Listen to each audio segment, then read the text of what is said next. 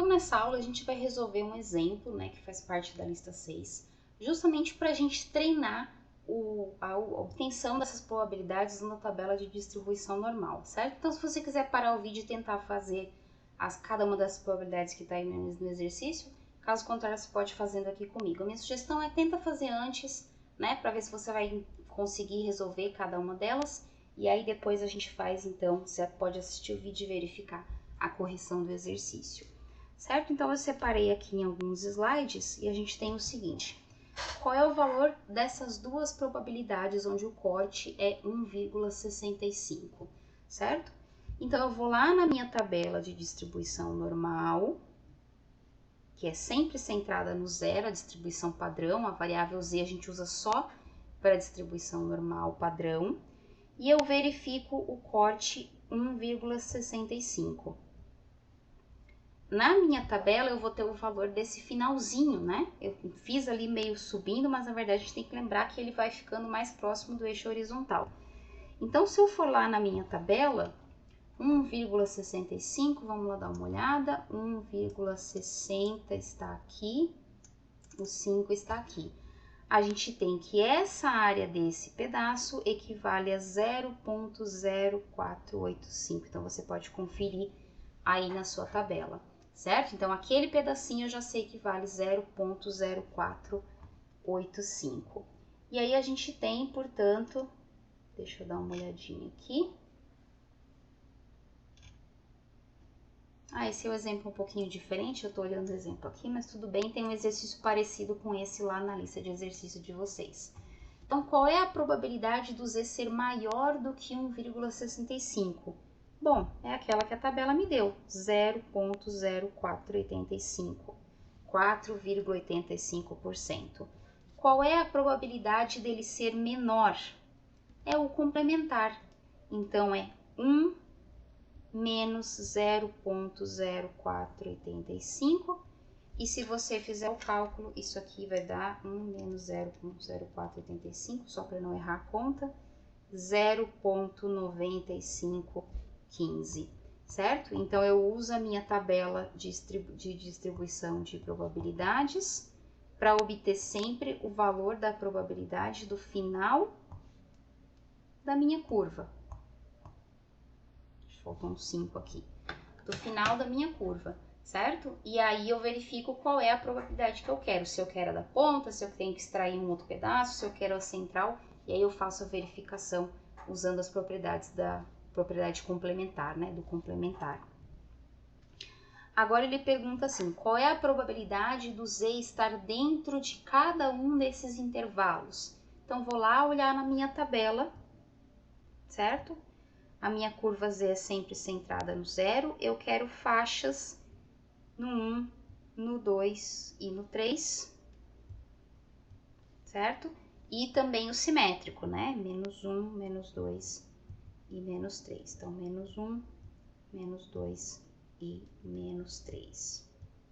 E aí, eu tenho o seguinte, vamos lá na nossa tabela e vamos olhar qual é o valor, então, vou fazer colorido, de z igual a 1. Então, z igual a 1 vai me dar toda essa área aqui a partir do 1. Vou colocar assim, tá? Para dizer que é a partir do número 1. Então, z igual a 1, eu tenho 0,1587. Seria essa área toda aqui que eu não vou pintar só para não ficar tudo bagunçado, certo? Então, 0,1587. No 2, qual é o corte do 2? Então, 2,0. 0,0228. Ficou na frente a tabela, mas eu escrevi, tá? 1587. Então, 0,0228 e o corte do z igual a 3.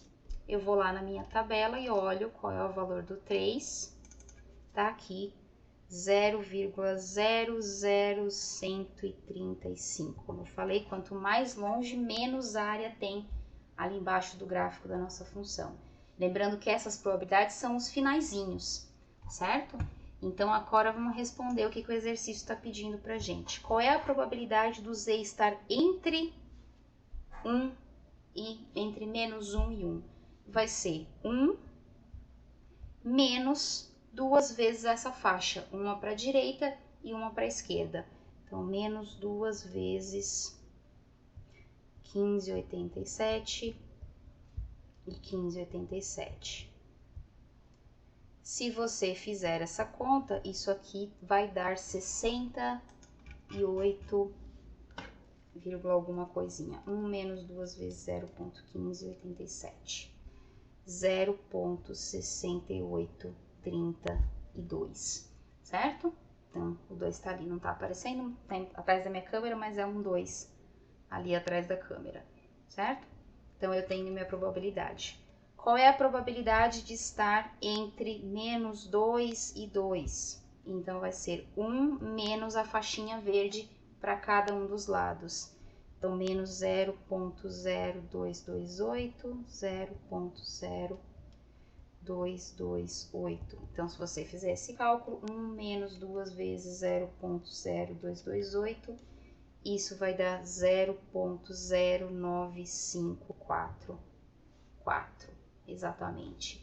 Se a gente fizer uma faixa em torno do 3, a gente vai ter, portanto, 1 menos 0,00135 menos 0,00135 vai dar quase 0,99, né? Vezes 2, 0,9973, certo? Então, aí a gente tem as nossas probabilidades para cada uma delas. Complementar, pessoal, aqui a gente está usando a tabela e a tabela tem erros de arredondamento, tá? Porque a gente só usa duas casas. Mas se vocês olharem, em torno do Z, um para lá, um para cá, é aquela faixa do desvio padrão que a gente viu que era 0,683. Aqui era 0. Acho que tem alguma coisa errada aqui. 0,0 é 95, eu acabei colocando um zero a mais ali.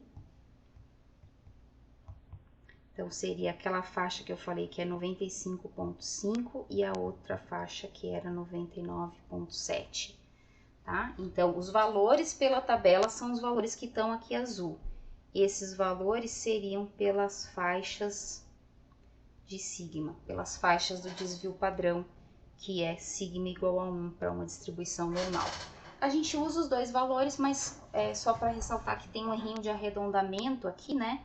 Nessas últimas casas, então por isso que não dá exatamente 997, dá 9973, tá? Mas a gente considera porque esses erros de arredondamento estão inerentes aqui da nossa tabela de distribuição normal, ok? Então agora, qual é a probabilidade do Z ser maior que 6? Se eu for na minha tabela, eu vou ver que no Z igual a 5, eu já tenho esse número muito pequenininho aqui, ó, certo? Lembra que eu falei que a curva vai se colando, vai ficando cada vez mais assíntota ali com relação ao eixo horizontal? Então, o que acontece aqui? Qual é a probabilidade do Z ser maior que 6? Praticamente nula, certo? Porque a gente está fazendo uma curva que aqui no 3 ela já tinha quanto? 99,7%. Quando eu fizer 4, 5, 6, 7, vai sobrar muito pouco. Aqui no finalzinho dessa minha curva vai sobrar praticamente nada, tá? Essa área, então ela vai colar bem rapidinho, então a probabilidade do Z ser maior que 6 é virtualmente igual a zero. E aqui a gente tem aquelas perguntas parecidas com o que eu resolvi na aula anterior, né? Qual é o valor de Z que faz com que eu tenha 0,90 e 0,99, então o raciocínio é o mesmo que eu já fiz anteriormente. Se você quer garantir uma área gama, então você precisa lembrar que aqui tem que ter 1 menos gama sobre 2, por quê? Porque tudo é 1 e você precisa que metade dessa área esteja ali. Então, 1 sobre gama tem que estar no pedacinho da direita e no pedacinho da esquerda para que no total a área dê 1. Só que tem que estar metade desse lado e metade desse lado. Ok? Então, se você quer, por exemplo, um gama igual a 90%, né? Um gama igual a 0,9, que é equivalente a 90%, esse valor de alfa, que eu vou chamar aqui de alfa, tem que ser 10% para as duas pontas, né? O total das duas tem que ser 10%. Portanto, o meu alfa tem que ser 5%. Ou seja, 0,5% para cada lado da curva. Então, eu tenho 5% aqui, 5% aqui e 90% no meio. Se eu quero gama igual a 0,99, ou seja, 99%, eu preciso ter 1% somando nas duas partes, portanto, eu preciso ter 0,5% em cada lado, isso é 0,005 lá na minha tabela. Então, é esse valor que eu preciso olhar lá na minha tabela, certo? Eu vou chamar isso aqui de Z0, como eu fiz antes, né? Na verdade, esse é o alfa, porque é a área, né? A área tem que ser igual a esse valor e a gente vai ter que verificar qual é o valor lá na minha tabela, né? Isso aqui é uma probabilidade. Então, eu preciso ir lá na tabela da probabilidade e ver quem é o Z equivalente a essas probabilidades. Então, se eu for lá na minha tabela, eu preciso procurar na tabela aonde está a probabilidade de 5%. Então, onde está o 0,05, que é a mesma coisa que 5%. 0,05, vamos lá, 9, 6, 5, 9, 5, 4, 8, 3, 7, opa, não temos o 0,05, temos só o 0,05 e o 0,0495. Então, eu quero 500, certo? Eu tenho 505 e eu tenho 495. O 505 está associado, né, dizendo assim, a 1,64. Esse está associado a 1,65, portanto, o Z seria ali na metade do caminho. Então, o meu Z equivalente seria 1,645, que é exatamente o valor intermediário entre 164 e 165. Então, eu posso fazer esses cálculos usando média, por exemplo, tá? Para determinar as minhas aproximações.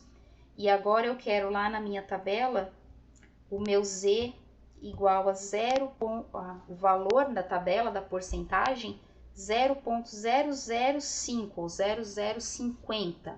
Então, vamos lá, 0,050.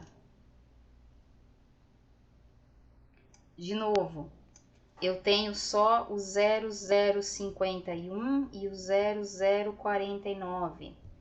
O 0,051 é 2,57 e o outro 2,58.